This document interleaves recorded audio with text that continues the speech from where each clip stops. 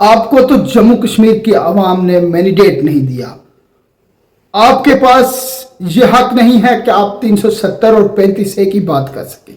جموں کشمیر کی عوام نے آپ کو نہیں نیشنل کانفرنس کو مینڈیٹ دیا ہے. جس جماعت کو جموں کشمیر کی عوام نے مینڈیٹ دیا ہے 370 کا ریزولیشن لانا اسی جماعت کی ذمہ داری ہے. آپ تو ان نشستوں پر بیٹھیے جہاں آپ کے ساتھی بیٹھے ہیں. ایسا کہنا تھا ڈوڈا سے جیت کر آنے والے عام آدمی پارٹی کے لیڈر مہراج ملک کا.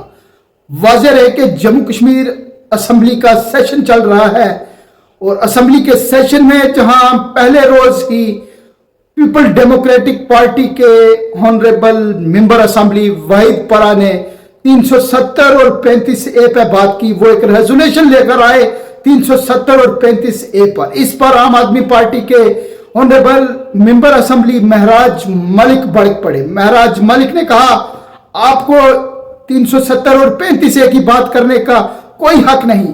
370 اور 35A آپ کی وجہ سے کیا ہے. اگر آپ بھارتی جنتا پارٹی کے ساتھ مل کے سرکار نہ بناتے تو جموں کشمیر کی اتنی بدحالی نہ ہوتی. انہوں نے کہا آپ کے لیڈر مفتی محمد سید اور اس کے بعد محبوبہ مفتی نے بھارتی جنتا پارٹی کے ساتھ سرکار بنائی اور اسی وجہ سے جموں کشمیر میں سے 370 کا خاتمہ ہوا.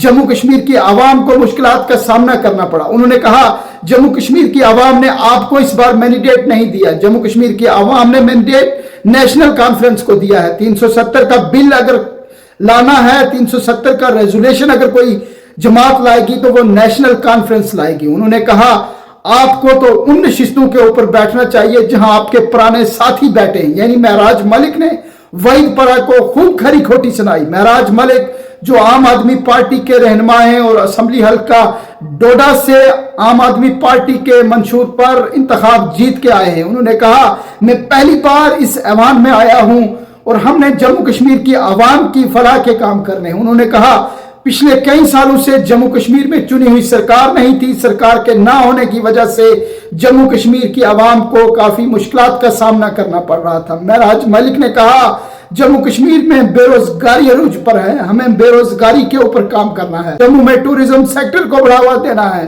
اس بار جموں کشمیر کی عوام نے مینڈیٹ نیشنل کانفرنس کو دیا ہے. جموں کشمیر میں نیشنل کانفرنس سب سے بڑی جماعت بن کر ابھری ہے اور ہم نیشنل کانفرنس کے الائنس پارٹنر ہیں, ہم حمایتی ہیں. جو فیصلہ سرکار کا ہوگا وہ ہمیں منظور ہے.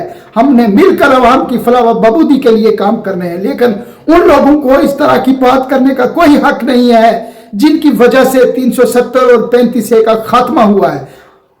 کل ایوان کا پہلا دن تھا اور کل جب وحید پرا یہ ریزولیشن لے کر آئے تو اس کے فوراً بعد وزیر اعلیٰ عمر عبداللہ کا ریاکشن بھی آیا. عمر عبداللہ نے کہا کہ وحید پرا کیمرہ میں آنے کے لیے یہ سب کچھ کر رہے ہیں. نیشنل کانفرنس کے ہانریبل MLAs نے ایوان کے باہر بھی بیان دیے. عمر عبداللہ نے ایوان ہال کے اندر بیان دیا اور عمر عبداللہ نے بھی اس کے اوپر خوب ریاکشن کیا. ہم بات کر رہے تھے 370 اور 35A کی. عام آدمی پارٹی کے لیڈر مہراج ملک نے بھی اس کے اوپر اپنا ریاکشن ظاہر کیا.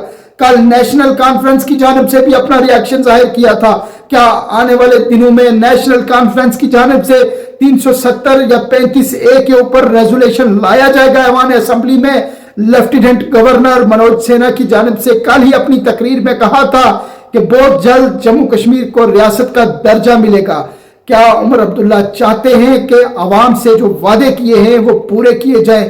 کیا عمر عبداللہ چاہتے ہیں کہ پہلے جموں کشمیر کو ریاست کا درجہ ملے اس کے بعد 370 کی بات ہو, یا عمر عبداللہ چاہتے ہیں کہ جموں کشمیر کی عوام نے پچھلے 6 سالوں سے بیوروکریسی کا سامنا کیا ہے, اب جموں کشمیر کی عوام کو چنی ہوئی سرکار ملی ہے تو یہ سرکار جموں کشمیر کی عوام کی بہتری کے لیے کام کرے؟ کیا کچھ رہے گا ایوان اسمبلی میں آنے والے دنوں میں وہ اس کے اوپر بھی ہم بات کریں گے. جموں کشمیر کا ایک آدمی مجھے بتائیے کہ وہ ڈرامہ نہیں کر رہے ہیں. اگر وہ سچائی میں 370 کی لڑائی لڑ رہے تھے تو جموں کشمیر کی عوام نے مینڈیٹ کیوں نہیں دیا؟ جموں کشمیر کی عوام نے مینڈیٹ NC کو دیا ہے. NC ریزولیشن لائے گی تو بات کچھ اور بن سکتی ہے. اب وہ 3 لوگ اٹھ کے بولیں گے ہم 370 کا ریزولیشن, ارے تم ہی لوگ لڑ رہے تھے, بھاجپا اور PDP لڑ رہی تھی اس وقت. میں نے ان کو کہا آپ ایک ہی اکھاڑے میں جا کر بیٹھو, تمہاری وجہ سے جموں کشمیر اس حالات میں آیا ہے. کیا یہ جھوٹ ہے؟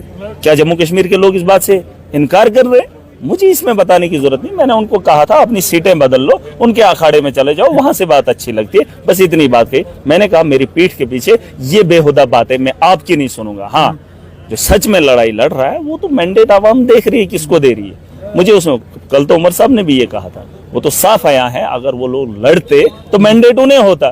देखिए ये बेवकूफ, यहाँ हाउस है, यहाँ करोड़ों लोगों की उम्मीदें हैं, यहाँ टीआरपी नहीं चाहिए।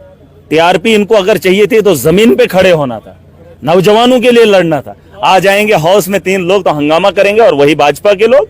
उन्हें भी बताना चाहूंगा, 10 साल से तुम हो गवर्नर, ये जम्मू कश्मीर को चला रहा था। यहाँ धंधा नहीं चाहिए, यहाँ सिर्फ काम चाहिए मुझे।